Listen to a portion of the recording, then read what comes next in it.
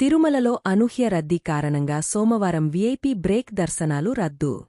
Online current బుకింగ్లో ఏరోజుకారోజు జారీ చేసే 800 శ్రీవాణి దర్శనాలు రద్దు.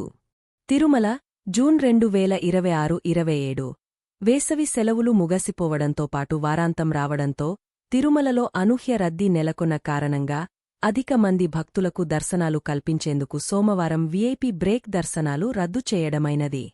ఈ నేపథ్యంలో ఆదివారం సిఫార్సు లేఖలు స్వీకరించబడవు.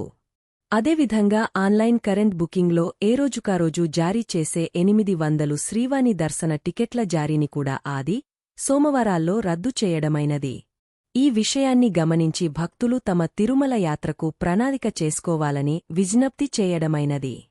అదేవిధంగా తిరుమలలో వైకుంఠం క్యూ కాంప్లెక్స్లోని అన్ని కంపార్ట్మెంట్లు బయట క్యూలైన్లు నిండి బాలాజీ నగర్ ప్రాంతం వరకు భక్తులు శ్రీవారి దర్శనం కోసం వేచి ఉన్నారు.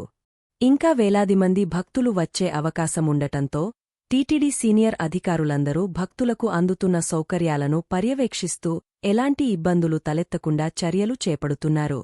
టీటీడీ ముఖ్య ప్రజా సంబంధాల అధికారిచే జారీ చేయబడింది.